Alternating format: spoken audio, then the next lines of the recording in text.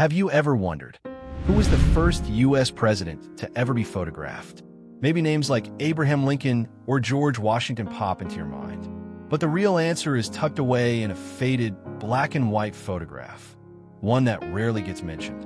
What you're looking at is a seemingly small moment in history, yet it marked an irreversible turning point. The man in this photograph is John Quincy Adams, the sixth president of the United States. But what makes this image truly remarkable isn't just the fact that he once held the nation's highest office. It's because this was the very first time a president's likeness was captured, not through paint or written descriptions, but through the lens of a camera. When a shutter clicked in 1843, Adams was already 76 years old. He was no longer the leader of the nation, no longer delivering speeches or sitting in the White House. Instead, we see an aging gentleman, dressed in a crisp dark suit, hands clasped around a handkerchief, with eyes sharp as steel, stern yet contemplative. But behind those eyes lies an extraordinary story. The story of a man who lived across 2 centuries, who watched America grow from fragile colonies into a young, rising power. A man born in 1767, before America's independence, and who passed away in 1848, right in the heart of turbulent political struggles. And perhaps the most curious part? Adams had no idea that with that quick flash, he was inaugurating a brand new era, one where photographs would preserve history in ways words and brushstrokes never could. So what led Adams, a man of the 18th century, to step into the groundbreaking technology of the 19th? And why does this simple portrait continue to captivate generations long after? Let's dive deeper to uncover the truth hidden behind that unwavering gaze. Can you imagine that after standing at the pinnacle of power, a former president would willingly start over, taking on a completely different role? John Quincy Adams did exactly that. After concluding his turbulent presidency in 1829, Adams didn't retreat into a quiet life of writing memoirs or enjoying retirement with family. Instead, he made a bold move that shocked many. He ran for and won a seat in the U.S. House of Representatives. To this day, he remains the only former president ever to return and serve in Congress. But why would a man who had once led an entire nation return to the political trenches? In the 1830s, America was embroiled in fierce debates over slavery. To silence the rising tide of anti-slavery petitions, Congress passed what became known as the gag rule, banning any discussion or consideration of these petitions. Many hoped this would smother the growing conflict. But not Adams. For him, this wasn't just politics, it was an assault on the very foundation of democracy, freedom of speech. Undeterred by mounting pressure and isolation from his colleagues, Adams relentlessly introduced petitions to overturn the gag rule. His persistence paid off in 1844, when the rule was finally repealed, reopening the floor to open debate. And Adams didn't stop there. In 1839, he made headlines once more when he defended a group of African captives who had revolted aboard the ship Amistad. Arguing before the Supreme Court, Adams declared they had been illegally kidnapped and deserved their freedom. His impassioned plea led to their victory, a testament to his unwavering commitment to justice. Through every bold action, Adams proved that you don't need to sit in the Oval Office to fight for a freer, fairer America. Have you ever wondered how someone born in the 18th century might react when confronted with the magic of photography? A technology so new at the time, it seemed almost otherworldly? In 1843, John Quincy Adams was 76 years old, yet his curiosity burned as fiercely as ever. Amid his busy schedule of congressional sessions and travels, Adams received an invitation from Philip Haas, one of America's early adopters of the daguerreotype technique, a revolutionary form of photography. For most people of that era, the daguerreotype was strange and demanding. Subjects had to sit perfectly still for several minutes while light etched their image onto a metal plate. But Adams showed no hesitation. Perhaps, even then, he sensed the immense potential this new medium had in preserving history.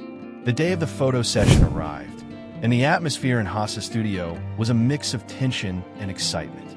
Adams, dressed in a dark formal suit, sat on a simple wooden chair, a white handkerchief resting in his hand. He appeared almost statue-like, still, composed, timeless. Haas carefully adjusted the lighting, framed the shot, and opened the shutter. For those brief, silent minutes, time seemed to stand still, all in service of capturing the former president's likeness onto a thin sheet of metal. The result? A stark black and white portrait, modest in appearance, but heavy with significance. A man who had witnessed the era of handwritten letters, quill pens, and painted portraits now stood at the dawn of photography. And perhaps Adams himself never realized that in that fleeting moment, he had unknowingly become a bridge between centuries, ushering in a new era and leaving yet another indelible mark on America's history. Sometimes, the most precious treasures aren't the ones enshrined in grand displays, but those quietly hidden among forgotten relics. The photograph of John Quincy Adams is one such treasure. For years after Adams passed away in 1848, the daguerreotype portrait of him faded into obscurity. It wasn't showcased in any grand halls, nor was it cited in stirring speeches about American history. The world had become enamored with the latest marvels: color photography, motion pictures, television. Amid the whirlwind of new technology, a simple black and white image seemed easy to overlook. But history, as it often does, has a way of resurfacing when the time is right. In the early 20th century, historians sifting through old archives stumbled upon that stern yet composed portrait. What astonished them wasn't just the familiar face of a former president, but the realization that this image symbolized something far greater. It wasn't merely a likeness of Adams. It stood at the crossroads of two eras, bridging a world of quill pens and painted canvases with one defined by light and lenses. From that moment on, the photograph was given its rightful place of honor at the National Portrait Gallery. Countless visitors have stood before its modest frame, quietly contemplating. Perhaps what lingers most isn't the formality of Adams' pose, but the gentle reminder it carries, that history doesn't always need grand explosions or monumental declarations. Sometimes, all it takes is a single snap of a camera to make something eternal. John Quincy Adams' portrait, no longer just a photograph, but a mirror reflecting a bygone era slowly slipping into the past. John Quincy Adams, the sixth president of the United States, was more than just a statesman. He was a testament to unwavering dedication to the nation's core values. Born on July 11, 1767, in Braintree, Massachusetts, to John and Abigail Adams, he was immersed in the ideals of liberty and justice from an early age.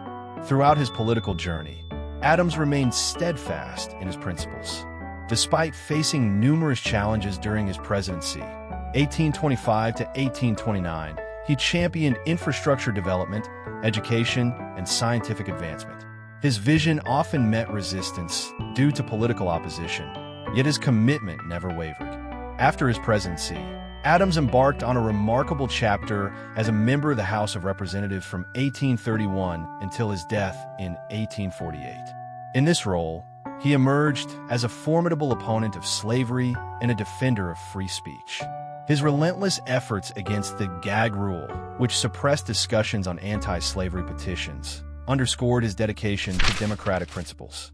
Adams's legacy transcends his policies. It resides in his relentless pursuit of freedom and equality. His life serves as an enduring example of integrity, perseverance, and patriotism, inspiring future generations to uphold these cherished ideals.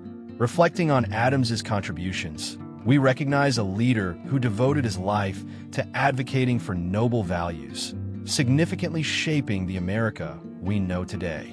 If you found this exploration of John Quincy Adams's legacy insightful, don't forget to like and subscribe for more historical narratives.